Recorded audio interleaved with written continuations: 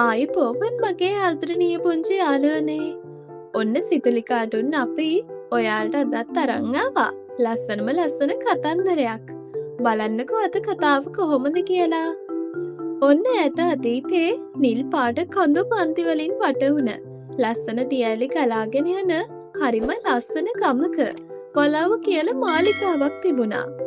ඒ ගෙදර ජීවත් වුණේ මැනික කියලා කුඩම්ම කෙනෙක්.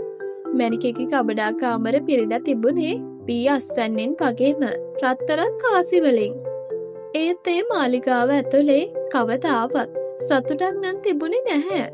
මොකද මැනිකගේ හිත හරිම නපුරුයි. ඒ වගේම එයාට තිබ්බේ නපුරු කල් හදවතක්. මේ ලොකෝ ගෙදර වැඩ කරන්න හිටියේ සිනලි කියන පුංචි ළමෙක් විතරයි.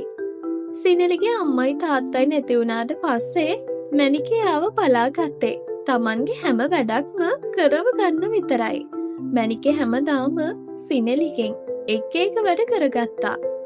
සිනලිට උදේ ඉර පායන්නත් කලින් නැගිටින්න වෙනවා. මැනිකේ පඩිපෙළ උඩ ඉඳගෙන සිනලිට අනදනවා. සිනලි, අර මිදුලේ වැටලා තියෙන එකම එක කොලයක්වත් මට පේන්න තියන්න බෑ. ඊට පස්සේ වලව්වේ තියෙන තෙත වී මලු ටික අවුවට දාන්න. හැබැයි මතක තියාගන්න, එක වී යටයක්වත් කුරුල්ලෙක්ට කන්න දුන්නොත් අද ඔයාට 3 වේලටම කැම නෑ. තේරුණානේ? සිනලි දවස පුරාම වැඩ කරනවා. දවල්ට කන්න ලැබෙන්නේ බොහොම පුංචි පත් අහුරක් විතරයි. මැනිකේ නම් රස කෑම જાති ගොඩක් කනවා. ඒත් සිනලි ඒ දිහා බලන්නේවත් නැහැ.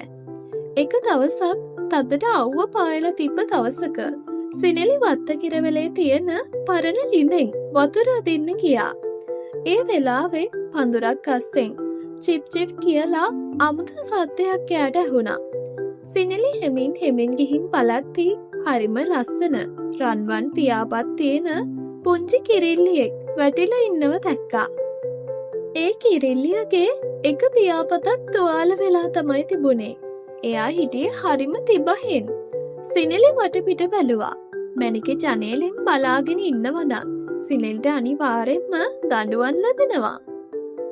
ඒත් සිනලිට කිරිල්ලිය ගැන ලොකු දුකක් දැනුණා. එයා හිමින් සීරුවේ තමන්ගේ අතට වතුර බින්දු කීපයක් අරගෙන කිරිල්ලියගේ හොට ළඟට දැම්මා. කිරිල්ලිය හරිම සතුටෙන් ඒ වතුර බින්දු පීලා සිනලි දිහා බැලුවා. ඊට පස්සේ සිනලි තමන්ට කන්න තිබුණ පුංචි පත් අහුරෙන් භාගයක්ම කිරිල්ලියට කන්න දුන්නා. "උයා බය වෙන්න එපා. මම උයාට උදව් කරන්නම්." සිනලි රහසෙන් කිව්වා. ඔන්න ඔය වෙලාවෙම සිනලි කියලා මහා අයියෙන් සත්‍යයක් ඇහුණා. මැනිකේ පඩිපෙළ දැහැගෙන කෑ ගහගෙන දුවගෙන ආවා. "මම කිව්වේ නැද්ද කෑම සතුන්ට දෙන්න එපා කියලා? මේ නාස්ති කරන්න මගේ වස්තුව." එහෙම කියලා මැනිකේ සිනලිට ගහන්න අත ඉස්සුවා විතරයි. අන්නේ වෙලාවෙම මුළු වත්තම එක පාරටම දීප්තිමත් රන්වන් පාට ආලෝකයකින් වැහුණා.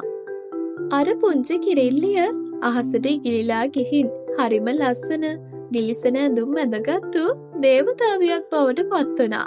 මැනිකේ බය වෙලා ගොළු වුණා. නපුරු මැනිකේ. දේවතාවියගේ කටහඬ අහස පුරා තෝංකාර දුන්නා. "ඔයාට මේ තරම් වස්තු තිබුණත් අසරණයෙකුට උදව් කරන්න ඔයා දන්නේ නැහැ. ඔබේ හිතේ තියෙන්නේ ලෝභකම වගේම නපුරුකම විතරයි. ඒ මේ පුංචි සිනලිට මුකුත්ම නැති වුණත් මෙයා ළඟ තියෙන්නේ ලෝකේ වටිනම දේ. ඒ තමයි කරුණාව." දේවතාවිය තමන්ගේ රන්වන් යෂ්ටිය වටයක් කැරකුවා. ඒ වෙලාවෙම මැනිකේ ඇඳගෙන හිටපු පබළු වැල් වගේම රත්තරම් මාල අඟුරු බවට පත් වුණා. මාලිගාවේ තිබුණ සේද රෙදි පරණ ගෝණි බවට පත් වුණා. මැනිකේගේ රූපයත් හරිම අවලස්සන වුණා. හැබැයි සිනලි ඇඳගෙන හිටපු ඉරුණ ඇඳුම එක පාරටම හරිම ලස්සන කුමාරිකාවකගේ වගේ ඇඳුමක් බවට පත් වුණා. සිනලිගේ අතේ තිබුණ වතුර කලය මැණික් කැටවලින් පිරීලා ගියා. මැනිකේ බිම වැටිලා හඬන්න ගත්තා. "අනේ දේවතාවියනේ, මට සමා වෙන්න. මම මගේ වැරද්ද තේරුම් ගත්තා. මට මගේ ලස්සන මාලිගාව ඕනෙත් නැහැ. මට මගේ රූපය ආයෙත් දෙන්න." එහෙම කියලා එයා හඬන්න ගත්තා.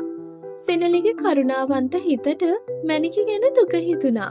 එයා දේවතාවිය ළඟට ගිහින් මෙහෙම කිව්වා. අනේ දේවතාවියනේ, කුඩම්මට සමාව දෙන්න. එයා දැන් පසුතැවෙනවානේ එයා කරපු දේ ගැන.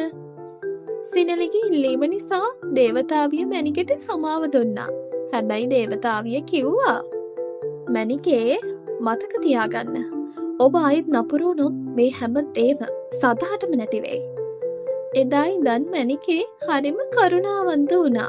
ගමේ හැමෝටම කෑම දුන්නා. ඒ වගේම ගමේ හැමෝටම උදව්ත් කළා.